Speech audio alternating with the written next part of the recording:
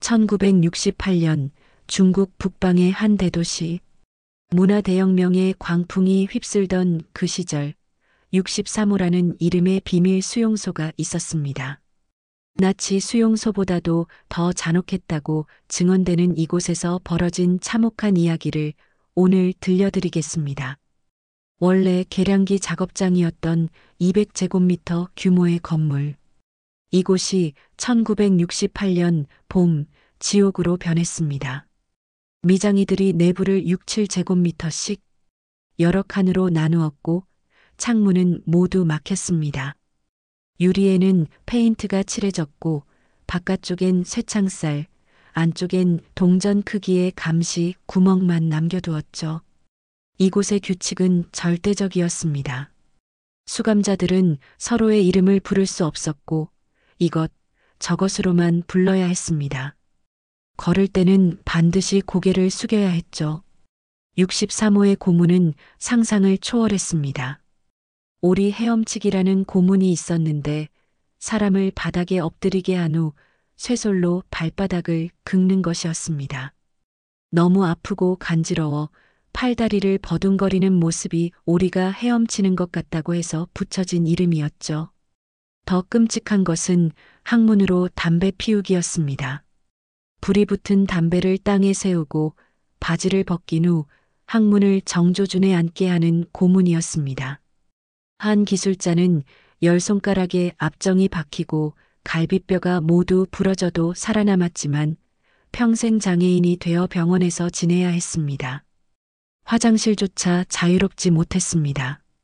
페인트통에 용변을 보는데 앉자마자 일어나 라고 외쳤고 대변을 보는 시간은 겨우 2분뿐이었습니다. 빈대가 바글거렸지만 일부러 빈대를 없애지 않았습니다. 빈대도 인간을 괴롭히는 도구였으니까요. 고문할 때는 항상 같은 노래가 틀어졌습니다. 혁명 모범극 홍등기의 태메이가 부르는 노래였죠. 그 노래가 들리면 누군가 고문당하고 있다는 신호였습니다. 48세의 미옥은 청나라 마지막 황제 푸이의 스승 후손이었습니다. 남편 진수는 기술자였죠. 어느 날 갑자기 홍위병들이 집에 쳐들어왔습니다. 침대 깔판에 구멍 2개를 보고 총알 구멍이라며 무기를 내놓으라고 했습니다.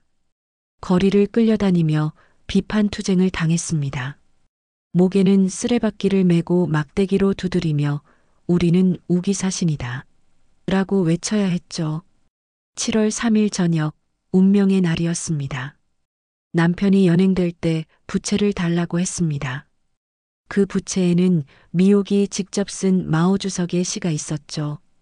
그것이 영원한 이별이 될 줄 누가 알았겠습니까? 미옥도 63호로 끌려갔습니다.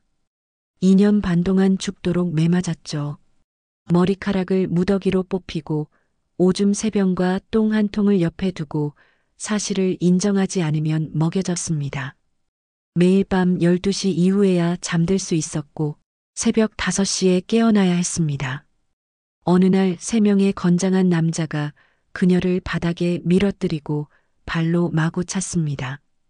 코피가 줄줄 흐르자 마오 주석의 최신 지시를 베껴 쓴 종이로 코를 틀어막았죠. 손에 쇠사슬을 걸고 의자를 들고 쓰러질 때까지 뛰어야 했습니다. 2명이 머리와 발을 잡고 빨래 비틀듯 몸을 비틀기도 했죠. 1971년 봄 미옥은 충격적인 소식을 듣습니다. 당신 남편은 1968년 9월 28일 스스로 인민들과 관계를 끊었어. 남편 진수는 수용소에 갇힌 지 3개월 만에 침대 다리를 받치는 벽돌로 자신의 머리를 내리쳐 자살했던 것입니다. 더 잔혹한 것은 남편이 죽은 것도 모르고 2년 반을 더 고문당했다는 사실이었습니다. 남편의 유골은 화장터가 아닌 수용소 안에서 땔감으로 태워졌고 대충 만든 상자에 담겨져 있었습니다. 이놈은 100번 죽어 마땅해 하며 상자를 바닥에 던졌을 때 미옥은 살려내 라고 외쳤습니다. 54세 중학교 교사 혜란의 남편 창호는 1969년 12월 17일 63호에서 죽었습니다. 그는 20년간 자재 공급 업무를 맡았던 성실한 사람이었죠. 헤라는 남편이 죽은 줄도 모르고 계속 돈과 옷을 보냈습니다. 수용소 측은 아무렇지도 않게 그 돈을 받아갔죠. 1년여 후 동료 교사가 조심스럽게 말했습니다. 창호가 죽었대. 하지만 헤라는 믿을 수 없었습니다. 월급도 계속 나오고 있었고 수용소에서는 계속 돈을 요구했으니까요. 1970년 6월 공장에서 사람들이 찾아왔습니다. 창호가 죽었습니다. 1969년 12월 17일에요. 어떻게 죽었나요? 산재 사망으로 처리되었습니다. 나중에 알게 된 진실은 더 참혹했습니다. 창호는 발목과 손목이 묶인 채 매달려 구타당했습니다. 폭행범들이 술에 취해 그를 매달린 채로 방치했고 술에서 깨어났을 때는 이미 두 팔과 두 다리가 구부러지고 오그라든 채 죽어 있었습니다. 이것이 그들이 말한 산재 사망이었습니다. 헤라는 매년 청명절과 12월 17일 그리고 음력 정월 16일 남편의 생일에 납골당을 찾아갑니다. 어느 잔치에서 전복 삼계탕이 나왔을 때 그녀는 두 그릇을 달라고 하며 말했습니다. 창호가 가장 좋아하던 음식이야. 그의 목까지 두 그릇을 먹을 테야. 항저우 시우의 아름다운 가로수 길을 걸을 때 갑자기 남편이 그리워졌습니다. 그 뒤로 다짐했죠.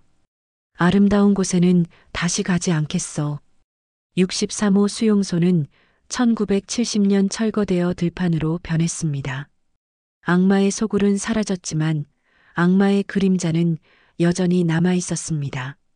문화대혁명이 끝나고 4인방이 잡힌 후에야 주범들이 처벌받았지만 고통받은 사람들의 마음은 치료될 수 없었습니다. 미혹은 여전히 묻습니다. 내가 왜 아직까지 살아있는지 잘 모르겠어요. 죽음은 수많은 질문을 던지는 의문부호이고 죄악의 결과는 영원한 고통입니다. 이 이야기는 실제 생존자들의 증언을 바탕으로 재구성되었습니다. 역사를 기억하고 다시는 이런 비극이 반복되지 않기를 바라며 이 이야기를 전합니다.